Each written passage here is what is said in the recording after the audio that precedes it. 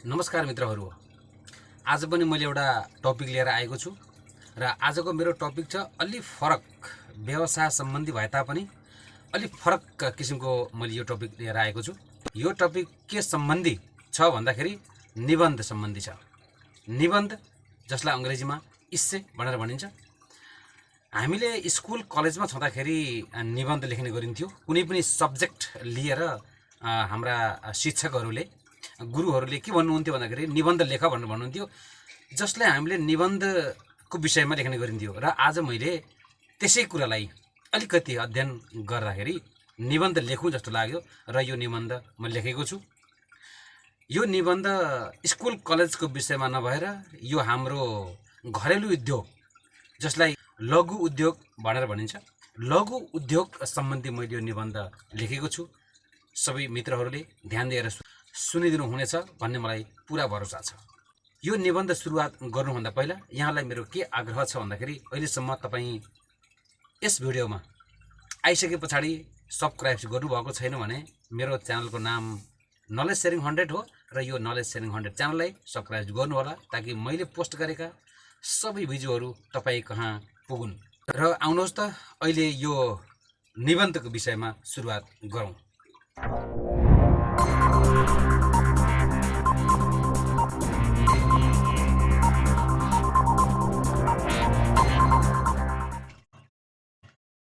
निबन्ध, यो निबन्धको विषयमा हामीले कुरा गरिरहँदाखेरि सायद स्कुल कलेजको याद आउँछ होला। निबन्ध लेखेको घरेलु उद्योग सम्बन्धी निबन्ध छ। घरेलु उद्योगमा लेखिएको यो निबन्ध तपाईले आफ्ना छोराछोरी या स्कुल कलेजका विद्यार्थीहरूका लागि एक परियोजना प्रोजेक्टको रूपमा प्रयोग गर्न सक्नुहुनेछ। तपाईले यो च्यानलमा अरू विषयमा निबन्ध नभेटे पनि व्यवसाय सम्बन्धी टिप्स भने अवश्य भेट्नुहुनेछ। यद्यपि हेर्दै गर्नुहोला।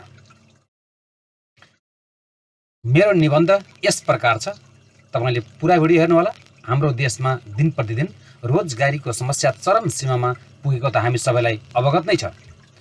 सरकारले सकेसम्मको कोसिस गर्नुको साथ नयाँ योजनाहरू पनि बनाइरहेको छ, चाहे त्यो केन्द्र सरकार होस् या चाहे त्यो राज्य सरकार किन नहोस्, ताकि गरिबहरू र मध्यम वर्गीय मानिसहरूको यो दिक्कतलाई दूर गर्न सकियोस्। तर यो काम कहिले अगाडि बढ्न भने सकेको छैन।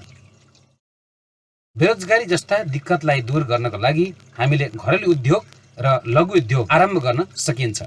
गरिब या त्योभन्दा पनि निम्न स्तरमा बाँच्नेहरूसँग दुई समयको खाना धेरै कठिनले जुट्न सकेको अवस्थामा यस्तो उद्योगमा दिमाग जानु अति राम्रो हो कि जस्तो लाग्छ। यदि व्यक्तिले आफ्नो घरबाट सानो हस्तकलाको उद्योग आरम्भ गर्ने हो भने हातबाट बनेका चिजहरूबाट बजारमा राम्रो मूल्यमा बेच्न सकिन्छ। यस्ता उद्योगहरूमा मेहनती व्यक्तिहरूलाई समावेश गर्ने हो भने घरेलु उद्योग अति राम्रो चल्न सक्छ।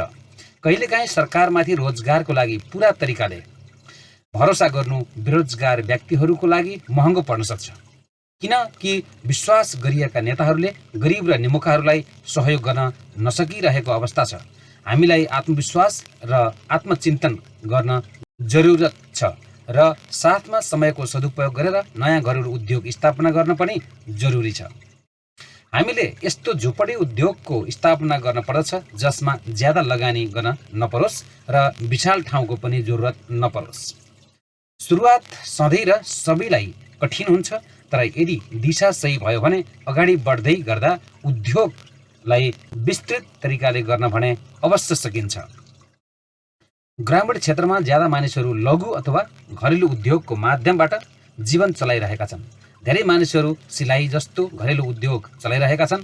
हातको काम जस्तै सिलाइ, कटिङ र बुनाइमा महिलाहरू लायक पनि हुन्छन्। धेरै जसो महिलाहरू यस्तो काम नजान्नुले आत्मनिर्भर बन्न सकेका छैनन्, तर जसमा आत्मविश्वास छ उनीहरूले भने मौका समेत पाउन सकेका छैनन्। लघु उद्योग कैयौँ प्रकारका हुन्छन् जो आफ्नै घरमा सुरु गर्न सकिन्छ, जस्तै टोकरी बुन्नु, नाङ्लो बुन्नु, गुन्द्री बुन्नु, गलबन्दी बुन्नु, स्वेटर उन्नु, टोपी उन्नु, हाते पंखा बनाउनु, मुढा बुन्नु इत्यादि। हालमा कोरोना महामारीको कारणले केही स्त्रीहरू विभिन्न प्रकारका डिजाइनका फेस मास्क घरमा बनाइरहेका छन्। यसमा समाज पनि सुरक्षित रहन्छन् र उनीहरूले घर चलाउनको लागि रोजगार पनि प्राप्त हुन्छ भएको छ। घरेलु उद्योगमा ससाना कार्य हुन्छन् जस्तै मानिसहरू सामूहिक रूपमा गर्न सक्छन्। नेपाल सरकारले समाजमा औद्योगिकरण र प्रौद्योगिकी तर्फ ज्यादा ध्यान दिएको भनेर चर्को भाषण गरे पनि शिक्षा नीति र कौशल सिपको विकास प्रति अहिलेसम्म पनि महत्त्व दिएर सहयोग गर्न सकेको छैन। नेपालको परम्परा र संस्कृतिमा हातबाट बनेका चिजको ठूलो महत्त्व छ। हस्तकलाद्वारा हजारौं मानिसहरू आफ्नो जीवनयापन गरिरहेका छन्। घरेलु उद्योगमा खास गरी मोमबत्ती, अगरबत्ती, माटोको भाँडा, मूर्ति बनाउनु र माथि उल्लेखित चिज बनाउने इत्यादि कार्य समावेश छन्। धेरै महिलाहरूले घरको काम गरिसकेपछि माला र चुरा उन्न पनि सक्छन्, जो अति राम्रो आम्दानीको व्यापार बन्न सक्छ। स्वादिष्ट खाना बनाउन जान्नेहरूले कुनै पनि मेला, हाट बजार, बस स्टेसनहरूमा खानाको परिकार जस्ता वस्तु बनाएर उसलाई बेच्न सक्दछन्, जसमा अति राम्रो कमाइ छ। नेपाल सरकारले यदि लघु उद्योग गर्नको लागि ऋणको सुविधा दिने हो भने धेरै इच्छुक पुरुष तथा महिलाहरूले ऋण लिएर आफ्नो घरेलु उद्योग आरम्भ गर्न सक्ने थिए। जीवन जिउनको लागि पैसाको जरुरत हुन्छ। धेरै मानिसहरू डिग्री लिएर पनि राम्रो काम नपाउँदा विदेशी मूलमा पलायन हुनु परेको छ र आफ्नो रगत पसिनाको साथसाथै आफ्नो जीवन विदेशमै बर्बाद पार्न बाध्य छन्, सिर्फ पैसाको लागि। परन्तु सबै मानिसहरूको जिन्दगी यति सरल हुँदैन। हर कसैलाई नोकरी गर्ने अवसर प्राप्त हुँदैन। यसैले केही मानिसहरूलाई लघु र झोपडी उद्योगको माध्यमबाट रोजगार मिल्ने थियो। घरेलु उद्योग आरम्भबाट विपन्न वर्गहरू करोडपति बन्न भन्दा पनि थोरै कमाउन सक्ने थिए, जसले गर्दा उनीहरूको घर चल्न सक्ने थियो। तर निरन्तर प्रयास र परिश्रमबाट लघु उद्योगलाई ठूलो उद्योगमा बदल्न पनि सकिन्छ। मेरो बुझाइ अनुसार जुन देशमा घरेलु उद्योगलाई प्रोत्साहित गरिन्छ, उस देशमा मानिसहरू कहिल्यै बेरोजगार हुँदैनन्। यदि व्यक्तिले घरेलु उद्योग सुरु गर्छ, तब उसलाई समयसँग सँगै राम्रो जानकारी पनि प्राप्त हुन्छ। अनुभवबाट व्यक्ति राम्रो व्यापारी बन्न सक्छ। यसमा हामीले समूहमा, आसपासमा छिमेकी मान्छेहरूसँग मिलेर काम गर्न सकिन्छ। यसरी हामीले लघु उद्योगको क्षेत्रबाट आफ्नो देशलाई सुधारतर्फ लैजान सकिन्छ र देशबाट बेरोजगारीलाई समाप्त पार्न सकिन्छ। विदेशी सामान भित्र्याउनेहरूको मनोबल निर्मूल पार्नका निम्ति हामी सबैले एकसाथ मिलेर हाम्रै हातले राम्रा सामान बनाएर बजार पुर्याउन अति आवश्यक देखिएको छ। नेपालका बजारहरूमा हातबाट बनाएका वस्तुहरू राम्रो मूल्यमा बिक्री गर्न सकिन्छ र पर्छ। नेपालका केही प्रदेशले झुपडी र घरेलु उद्योगलाई प्रोत्साहित गरिसकेको छ, तर माथि भने जस्तै सरकारले यस्तो योजनालाई ऋण दिने हो भने घरेलु उद्योग प्रारम्भ गरेर मानिसहरूले उचित फाइदा उठाउन सक्ने थिए र यसको साथसाथै देशको अर्थतन्त्रलाई पनि योगदान दिन सक्ने थिए। यसको फाइदा यो हुनेछ कि मानिसहरूलाई जस्तै डेयरी, कुखुरा पालन, पशुपालन जस्ता उद्योगहरूमा रोजगारको अवसर मिल्नेछ। सरकारद्वारा यी सबै प्रकारका लघु उद्योगमा मद्दत गरोस् भन्ने हाम्रो मान्यता रहेको छ, जो अति न्यून देखिन्छ। हातबाट निर्मित यस्तो राम्रो प्रक्रियालाई शिल्पकारी भनिन्छ। देशको निपुण कालीगढ सरल उपकरणहरूबाट अलग अलग प्रकारका अचम्म पार्ने अद्भुत र मनमोह लिने खालका सामान बनाउन सक्षम छन्। निपुण र अनुभवी कालीगढ काठ, चट्टान, पत्थर, धातु, संगमरमर इत्यादि चीजको उत्कृष्ट सामानहरू बनाउन जानेका पनि ग्रामीण मानिसहरू आज पनि आफ्नो रचनात्मक गुणको कारण कलात्मक वस्तुहरू बनाएर आफ्नो जीविकोपार्जन गर्नमा सक्षम छन्। केही नेपाली दाजुभाइ दिदीबहिनीहरूले पुरा विश्वमा आफ्नो कला र पारम्परिक संस्कृतिलाई देखाउन सक्षम बने पनि धेरैले त्यो मौका पाएका छैनन्। हालकै एक उदाहरण हुन् सेफ सुजन श्रेष्ठ, जसले विदेशमा गएर समेत नेपाली खानाका परिकार बनाएर नेपालको नाम संसारभरि नै चिनाउन सफल भएका छन् र आफ्नो नाम प्रसिद्ध मात्रै बनाएनन्, गिनिज बुकमा समेत आफ्नो र नेपालको नाम लेखाउन सफल भएका छन् सेफ सुजन श्रेष्ठ। तपाईँ हामीले चिनिएको व्यक्ति, चर्चित व्यक्ति आजको दिनमा। नेपालमा बन्ने विभिन्न प्रकारका हस्तकला मध्ये एक हो बाँस हस्तकला। यो सबै भन्दा पर्यावरण अनुकूलित हस्तकला हो। बाँसको मद्दतबाट टोकरी हामीले यहाँ देख्न सक्छौँ, डोको, नाङ्लो, मान्द्रो, हाते पङ्खा, कुर्सी टेबल, चम्मच काँटा, झोला, चिया कप, घर, तखता, फुल भाँडो स्ट्यान्ड र यस्तै कैयौँ सजावटका सामान इत्यादि बनाएर मानिसहरू घर चलाएका छन् र चलाउन सकिन्छ। समुद्री सेलबाट विभिन्न प्रकारका वस्तु बनाइन्छ। ठिक त्यस्तै कालीगढले आफ्नो दिमागको सदुपयोग गर्दै घरमै अनेक थरीका सामान इत्यादि बनाउन सक्छन्। देशको लागि साना उद्योगभन्दा गरिब र अल्पविकसित वर्गको लागि अति लाभदायक हुन्छ। आजभोलि ठुला सहरमा पनि घरेलु उद्योगको निर्माण भइरहेको छ। जापान एक यस्तो देश हो जहाँ घरेलु उद्योगबाट मानिसहरू धेरै राम्रो कमाइ गरिरहेका छन्। मेरो अध्ययनले यो भन्छ कि लघु या घरेलु उद्योगलाई प्राथमिकता नदिएर कुनै पनि देशले उन्नति गर्न सक्दैन।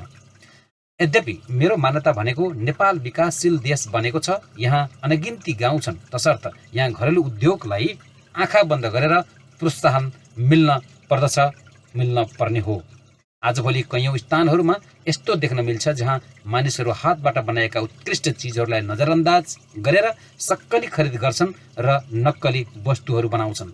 यही कारण हो कि कैयौँ राम्रा कालीगढ र हस्तकला व्यक्तिहरू समेत बेरोजगार बनेको अनुभूति गरेका छन्, जो नकारात्मक सोच मात्रै हो। मानिसहरू औद्योगिकरणमा यति व्यस्त रहेका छन् कि लघु र झुपडी उद्योगको महत्त्वलाई भुल्दै गएका छन्। औद्योगिकरण भएका देशले जहाँ प्रगति गरे त्यही प्रदूषण पनि फैलाए। जति महत्त्व मसिनलाई दिन्छ उति नै महत्त्व कालीगढलाई पनि दिन पर्ने हो मेरो बुझाइमा। लघु या घरेलु उद्योग प्रारम्भ गर्नु पहिला यसलाई चयन गर्न आवश्यक हुन्छ, रोज्न आवश्यक हुन्छ। किनकि लघु उद्योग तपाईँको लागि राम्रो होला, कति लगानी गर्ने हो र कस्तो प्रकारको क्षमतासँग तपाईँले सम्बन्ध राख्नुहुन्छ, यसमा तपाईँको चयनमाथिको उद्योगमा निर्भर पर्दछ। गाउँ सहरमा मानिसहरू चियाको पसल, फुल र अगरबत्तीको पसल आदिले घर चलाउँछन्। गाई र भैँसी पालन पनि एक घरेलु उद्योग नै हो। यदि पशुपालन उद्योग राम्ररी गर्ने हो भने यसबाट लाखौँ कमाउन सकिन्छ। विभिन्न प्रकारका तरकारी खेतीबाट पनि राम्रो लाभ हुन सक्छ। कृषि सम्बन्धी कार्यमा लगन र मेहनतको आवश्यकता हुन्छ। कृषि क्षेत्रमा प्राविधिक ज्ञान व्यक्तिमा हुन जरुरी हुन्छ। झुपडी उद्योग व्यक्तिको परिश्रममा केन्द्रित हुन्छ। यस्तो उद्योगमा थोरै पुँजी लगाइन्छ जसले मानिसहरूको रोजगारीमा वृद्धि हुन्छ। ठुला उद्योगहरूको तुलनामा लघु उद्योगमा धेरैभन्दा धेरै मानिसहरू काम गर्न रुचाउँछन्, किनकि यसमा सबैको समान अधिकार हुन्छ। लघु उद्योगमा श्रमिकको शोषण हुँदैन, यसैले आय वितरणमा बराबरको अधिकार हुन्छ। ठुला र विस्तृत उद्योग स्थापित गर्नका लागि कैयौँ किसिमका सुविधाहरू जस्तै जमिन, पानी, बिजुली इत्यादि चिजको आवश्यक हुन्छ। जबकि लघु र घरेलु उद्योगलाई गाउँ या सहरमा कहीँ पनि सुरु गर्न सकिन्छ। घरेलु उद्योग झुपडी उद्योगहरूको लागि ज्यादा ज्ञान र प्रवृत्तिको जरुरत हुँदैन। धेरै मानिसहरू थोरै प्रशिक्षण लिएर पनि यसमा काम गर्न गराउन सकिन्छ। झुपडी र घरेलु उद्योग यस्तो उद्योग हो जसमा थोरै समयमा छिटो उत्पादन प्राप्त गर्न सकिन्छ। झुपडी उद्योगले देशको लगभग लाखौँ मानिसहरूलाई रोजगारको मौका दिन सक्छ। नेपालमा कुल औद्योगिक उत्पादन ठ्याक्कै कति प्रतिशतले योगदान दिइरहेका छन् भनेर अहिले नै भन्न मिल्ने अवस्था भने देखिएको छैन।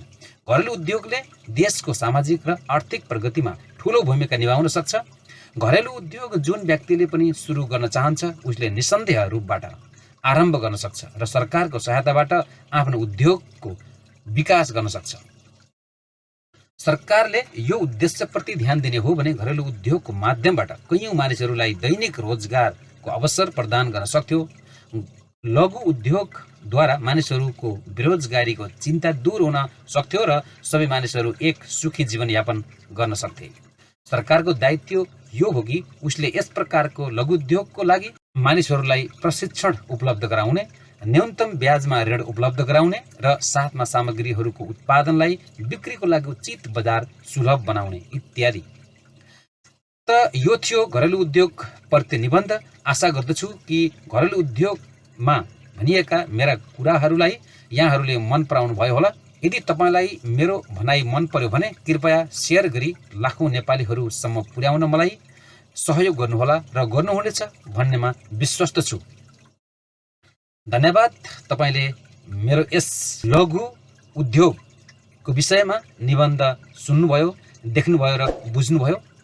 म यस्तै किसिमका लघु उद्योग र व्यापार सम्बन्धी धेरै कुराहरूको जानकारी लिएर टिप्स लिएर यहाँ समक्ष आउने गरेको छु र आउने गर्नेछु। सम्पूर्ण साथीहरूले यस निबन्धको विषयमा पक्कै पनि बुझ्नुभयो होला। मैले सधैँ जस्तै व्यवसाय सम्बन्धी कुरा गरिरहँदाखेरि तपाईहरूलाई यो लाग्छ होला कि यो व्यवसाय मैले पनि सुरुवात गर्न सक्ने हो भने कति राम्रो हुने थियो। व्यवसाय गर्नको लागि सानो रकममै गर्न सकिन्छ र व्यवसाय गर्नको लागि ठुलो फ्याक्ट्री र ठुलो लगानी, ठुलो जमिन सहितको गर्नु पर्दैन। सानो लगानी, सानो जमिनमा र घरमै गर्न सकिने कुरा हो। यस निबन्धबाट तपाईँले केही न केही सिक्नुभयो होला। घरेलु उद्योग सुरु गर्न तपाईँले सक्नुहुन्छ। सानो रकमबाट, सानो रकम लिएर गर्न सक्नुहुन्छ। Thank you very much for watching. फेरि भेटौँ हाम्रो अर्को टपिकसँगै, अर्को शीर्षक लिएर आउनेछु। अहिलेलाई बिदा चाहन्छु। नमस्ते।